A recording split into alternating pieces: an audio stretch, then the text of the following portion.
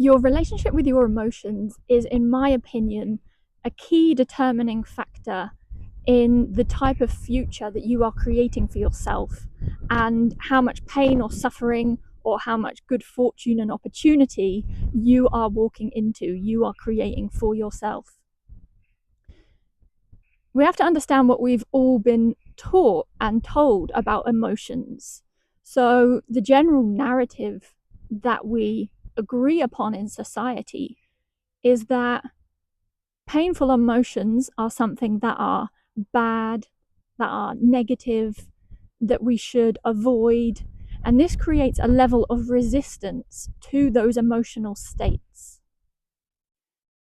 What happens then is that when a negative emotion naturally arises, naturally occurs, we have the subconscious reaction of resistance to it, and it gets suppressed. The emotional energy can't then be expressed and released. Instead, we actually squash it down and end up holding onto it. This is the way that trauma is created and then perpetuated throughout our lives. And this understanding, this misconception that I see in the collective that I know that I used to live with, is what can change the path of your life when you can tap into understanding what is my relationship to my emotions and what are the beliefs that I'm holding and are they true. So what I have come to realize is your emotions, in fact, are a gift. They are an opportunity.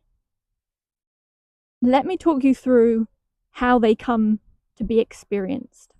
So imagine that when each soul incarnates into a lifetime as a newborn baby, the soul enters in a state of innocence. So there is a perfection. The soul is in alignment with their divine consciousness. And as we then move through experiences, even from being in the womb as the fetus and then as the child and growing up into adulthood, what we do is we accumulate programming.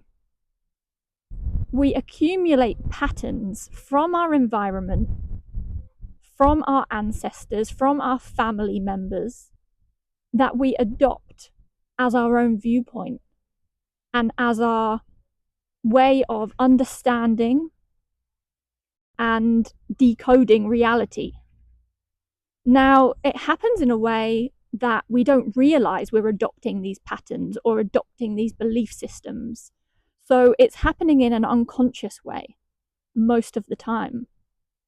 And we're being essentially programmed into the subconscious and into the unconscious. So it's almost like in your consciousness, in your psyche, it's a bit like having viruses that are running in the background of the computer that you've downloaded with a file from the internet, but you didn't realize those viruses were on your device or on your computer.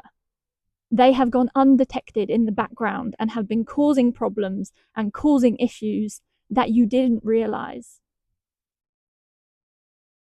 As we then move through life and move through adulthood and we move through experiences,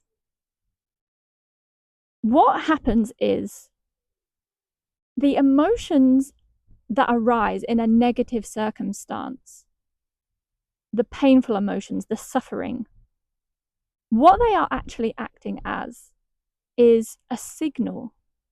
They are a messenger. And they are flagging to us the fact that there is a pain or a trauma or an experience from our past where our emotions did not fully complete, as in our emotions were not able to be fully expressed. So let's say, for example, as a child, you had an experience at 5 years old playing with a sibling or speaking with a family member.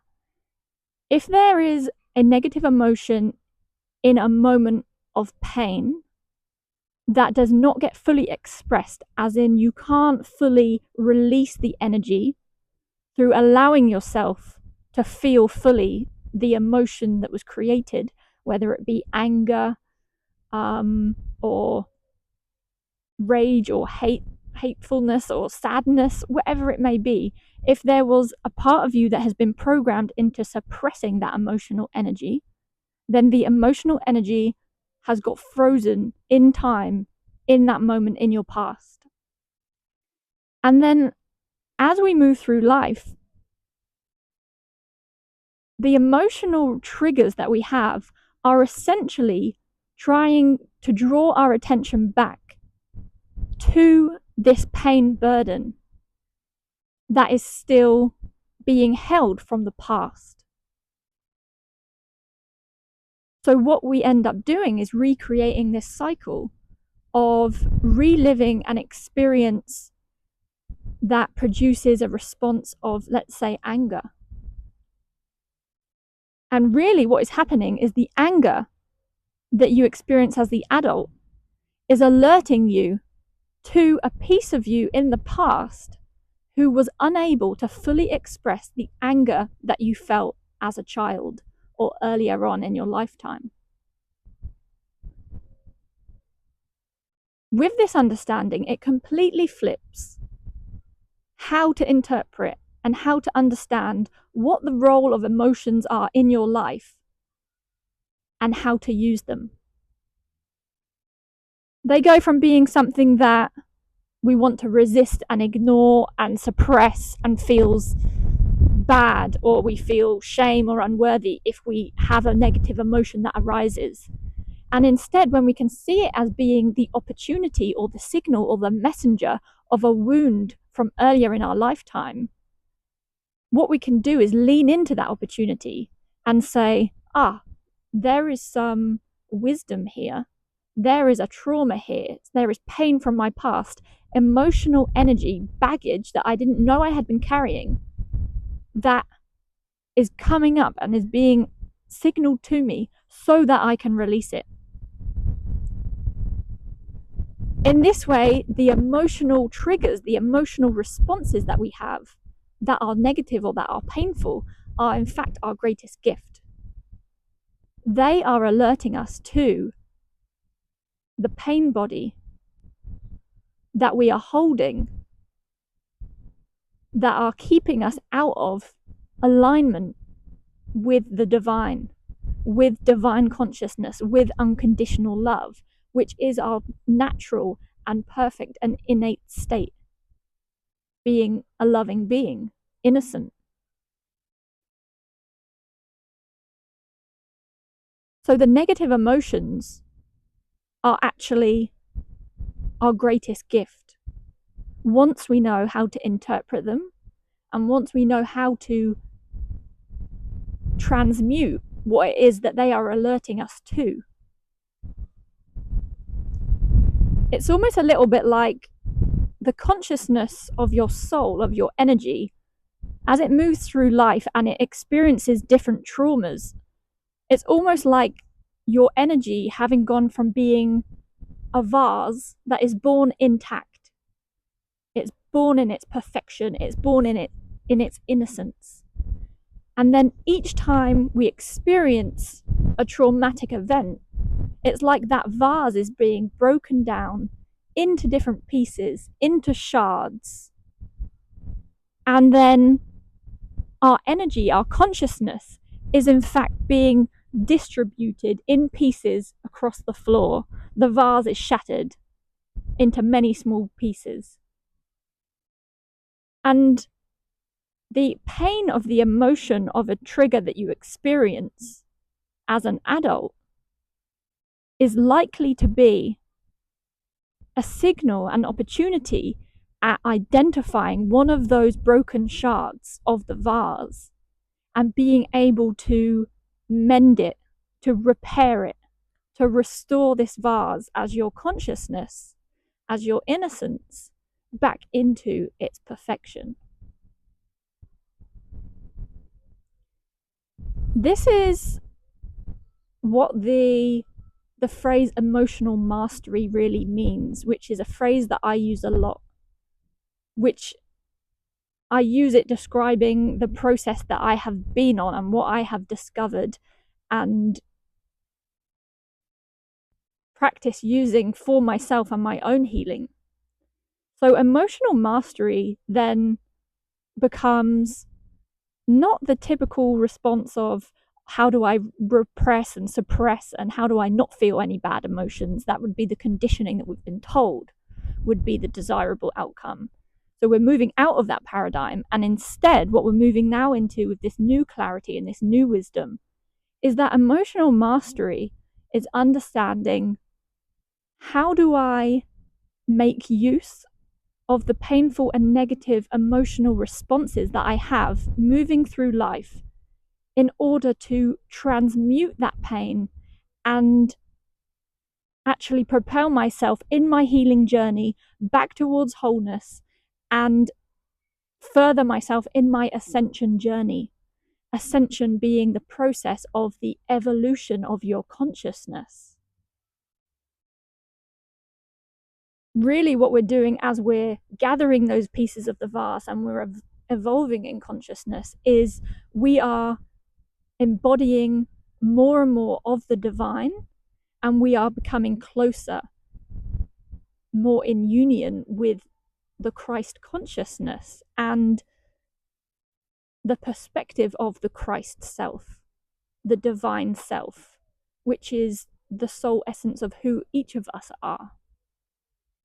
So that's the journey that we're being led on, and the signpost of that ascension journey of every soul really is in your emotional state and knowing and understanding how to use the emotions as your signposts on your soul's journey back home. This is what emotional mastery is. It's taking accountability and taking responsibility for the painful emotions and for the painful experiences. Because in truth, when you understand that your physical reality is a projection of your own consciousness, what this means is that the negative experiences that you have are actually situations that you have created. You have aligned with them in order to give yourself the opportunity to heal and to become whole and to move into greater union with the divine and divine consciousness. So that's where you move from being in the victim state of, oh, this emotion or this experience or this situation, oh, that was horrible, that was a dreadful experience, or that's a horrible person, or that situation was crap.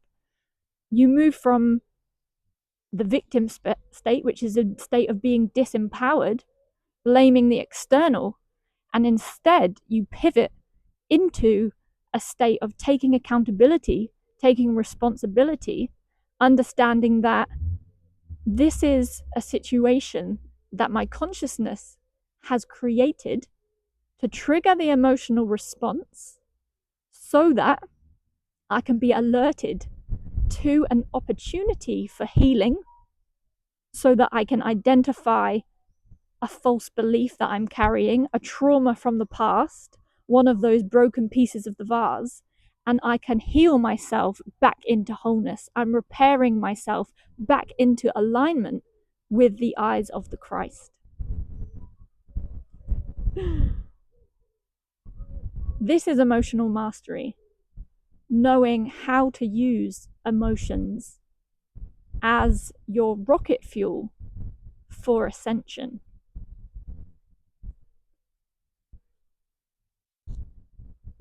What this will also do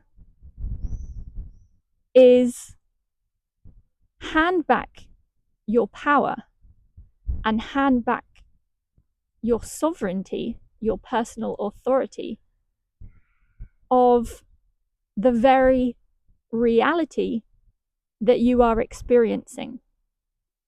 So when you understand that your reality is an external projection of your consciousness, And you can use negative emotions to heal yourself and heal wounds from the past. What this does is alters and edits the very code of consciousness that is generating the divine simulation that you experience. So the motivation or the benefit of doing this work and doing the healing work, going on the healing journey, the ascension journey, is that you start to have a level of command of the external reality that you generate and that you experience. It will become a reality that is increasingly filled with more of the things that you do wish to experience: more love, more joy, more connection, more opportunities, more fulfillment, more creativity, more passion. And there will be a decrease in all of the factors that you do not enjoy, that you don't want to experience, which might be difficulties with relationships, difficulties financially, uncertainty or fears about the future, issues with your image of yourself or perception of yourself. Those things begin to transmute and shift and heal that had been causing you pain, and you move into a new reality where those wounds are no longer present. You start to move into a reality that you are creating and determining at will, based on your soul's journey, based on your soul's essence, based on your truest desires, in a line with your divine blueprint. This is the power that is available to us all once we can shift our perspective about the emotions, understanding first, what have we been taught about emotions, and seeing the misconceptions, seeing the shared lies that we had all been buying into as a collective, and then understanding how to go on this journey of utilizing the emotional response that you have as this internal divine navigation system to move into an increasingly fulfilling and empowering and majestic future where you are actually shifting the very reality that you experience and shifting and altering the timelines of the future. This is another phrase that I'm using often, which is about heal your future. The shifts in consciousness that you create in the now moment alter and change and rewrite the future timelines, the field of time that you are projecting forward. That is how powerful you are. It means you don't have to wait for the problems to manifest and arrive. You can heal them from the now moment before they are experienced, before you reach the crisis or the argument or the pain or the disease or the injury. You can heal those things now and instead raise the vibration of your consciousness, raise the vibration of your timelines to be something more loving, more whole, and more in alignment with the divine, more in alignment with unconditional love. There's also something else that I just want to add, which is about the difference between the macrocosm and the microcosm of your experience of reality. Because we are existing in a shared reality. So the conditions of the world are the result of the combined energy and combined consciousness of everyone in it. It is a co-creation. So that's the macrocosm view of everything that occurs on the planet is a combination of everybody's energy.